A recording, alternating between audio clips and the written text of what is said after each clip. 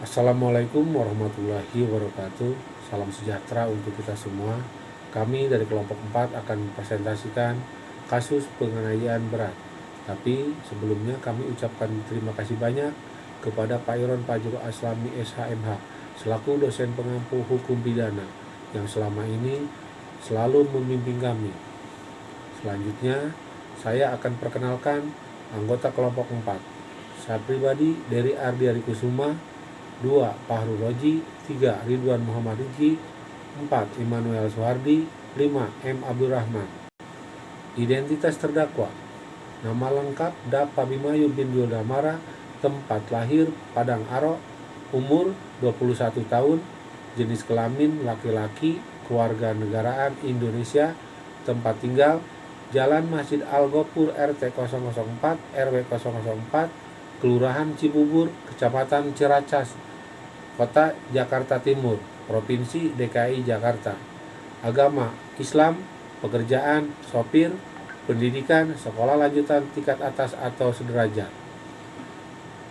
Dakwaan: terdakwa diajukan ke persidangan Pengadilan Negeri Jakarta Timur dengan surat dakwaan berbentuk tunggal, yaitu dakwaan telah terbukti secara sah dan meyakinkan bersalah melakukan tindakan pidana penganiayaan berat sebagaimana diatur dan diancam pidana pada pasal 351 ayat 1 KUHP sebagaimana dalam dakwaan pertama. Selanjutnya, proses pemeriksaan di persidangan. Terdakwa telah dilakukan penangkapan dan penahanan dengan jenis tahanan rumah. Maka berdasarkan ketentuan pasal 22 ayat 4 junto pasal 197 ayat 1 huruf K Kitab Undang-Undang Hukum Acara Pidana, masa penangkapan dan penahanan terdakwa akan dikurangkan dari pidana yang dijatuhkan. Putusan: dalam putusan Majelis Hakim Pengadilan Negeri Jakarta Timur tertanggal 16 Februari 2023 menyatakan terdakwa Dapa Bimayu bin Yuldamara terbukti secara sah dan meyakinkan bersalah melakukan tindak pidana penganiayaan sebagaimana dakwaan penuntut umum.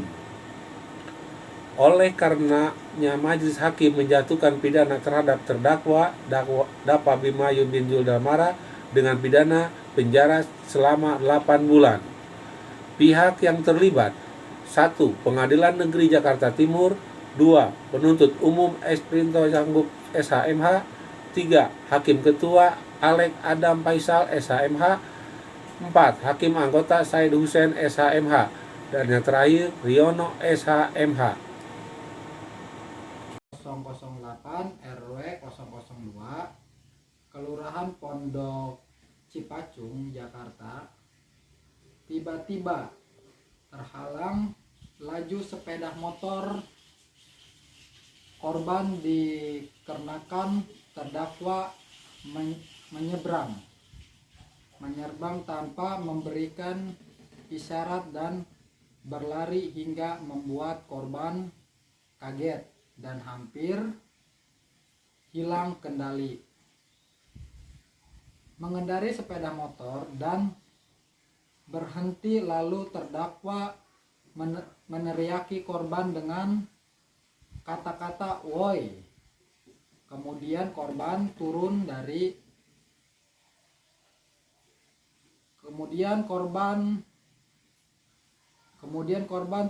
sepeda motor dan menghampiri terdakwa. Setelah berhadapan, kemudian terdakwa memukul korban sebanyak 1 kali dengan menggunakan tangan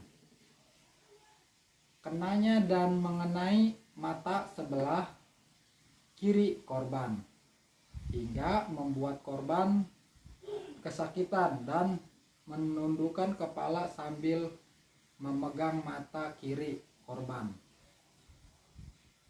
Yang terkena pukulan terdakwa tersebut hingga kemudian cekcok tersebut berhasil dilerai dan terdakwa pergi ke dalam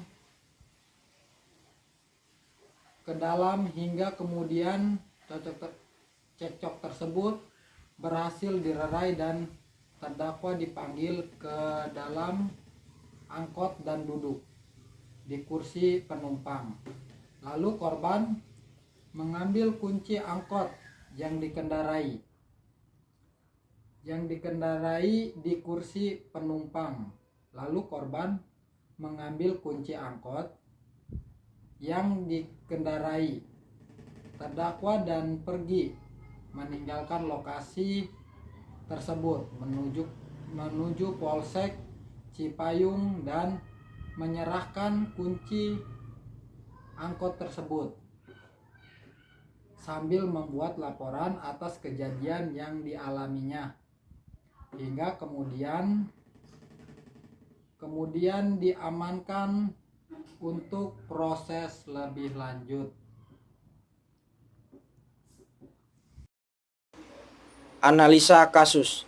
Tindak pidana penganiayaan dapat terjadi secara sengaja dan terkadang karena kesalahan. Penganiayaan yang disengaja mengindikasikan kesengajaan yang dilakukan oleh pelaku dengan sikap permusuhan.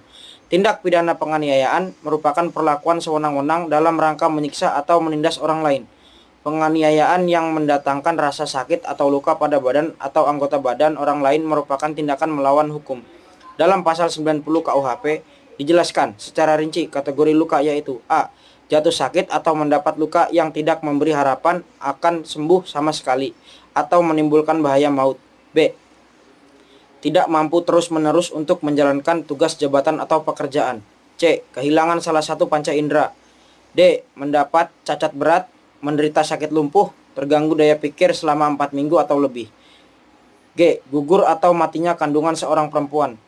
Tindak pidana penganiayaan dapat terjadi secara sengaja dan terkadang karena kesalahan. Penganiayaan yang disengaja mengindikasikan kesengajaan yang dilakukan oleh pelaku dengan sikap permusuhan.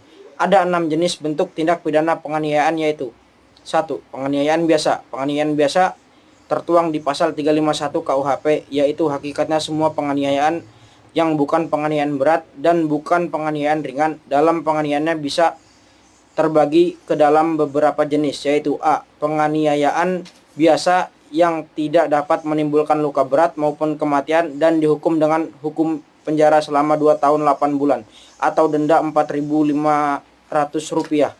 B. Penganiayaan yang mengakibatkan luka berat dan dihukum dengan hukuman penjara selama 5 tahun. C. Penganiayaan mengakibatkan kematian dan dihukum dengan hukuman penjara dan selama-lamanya 7 tahun. D. Penganiayaan yang berupa sengaja merusak kesehatan. Terima kasih. Makanya maksimal 3 kali. 2. Penganiayaan ringan. Penganiayaan ringan diatur dalam pasal 352 KUHP. Penganiayaan ringan berupa bukan penganiayaan berencana, bukan penganiayaan yang dilakukan terhadap ibu, bapak, anak, istri, pegawai yang bertugas, memasukkan bahan berbahaya bagi nyawa, serta tidak menimbulkan penyakit maupun halangan untuk menjalankan pekerjaan dan pencarian. Penganiayaan ringan diancam maksimum hukuman penjara 3 bulan atau denda Rp300.000 apabila tidak masuk dalam rumusan pasal 353 dan pasal 356 KUHP dan tidak menyebabkan sakit atau halangan untuk menjalankan pekerjaan. 3. Penganiayaan berencana. Ada 3 macam penganiayaan berencana yang tertuang di dalam pasal 353 KUHP, yaitu penganiayaan berencana yang tidak berakibat luka berat atau kematian dan dihukum penjara paling lama 4 tahun. Lalu penganiayaan berencana yang berakibat luka berat dan dihukum penjara selama-lamanya 4 tahun. Serta penganiayaan berencana yang berakibat kematian yang dapat dihukum penjara selama-lamanya 9 tahun. Seseorang yang melakukan penganiayaan berencana melakukan dengan kehendak dan suasana batin yang tenang. Yang keempat, penganiayaan berat. Penganiayaan berat diatur dalam pasal 354 KUHP, yaitu barang siapa sengaja melukai orang lain diancam karena melakukan penganiayaan berat dengan pidana penjara paling lama 8 tahun. Jika perbuatan tersebut mengakibatkan kematian, yang bersalah diancam dengan pidana penjara paling lama 10 tahun. Perbuatan penganiayaan berat dilakukan dengan sengaja oleh orang yang melakukannya.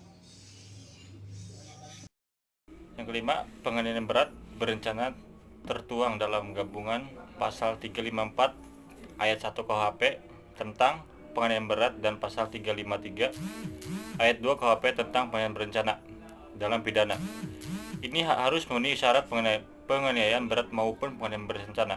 Yang keenam, penganiayaan terhadap orang. Pidana ini ditentukan dalam pasal 351, 353, 354, dan 355 dan dapat ditambah dengan sepertiga bagian yang melakukan kejahatan itu kepada ibunya, bapaknya yang sah, atau istri atau anaknya.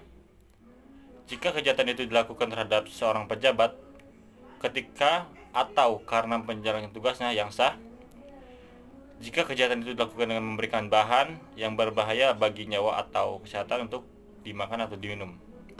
Kesimpulan, kasus penganiayaan di atas adalah penganiayaan berat sebagaimana diatur pasal 351 ayat 1 KUHP yang memenuhi unsur-unsur penganiayaan, yakni adanya kesengajaan, adanya perbuatan, adanya akibat perbuatan atau yang dituju, rasa sakit pada tubuh dan atau luka pada tubuh, dan perbuatan sengaja merusak kesehatan orang dan sengaja menyebabkan kekerasan, tidak enak, penderitaan, rasa sakit atau luka.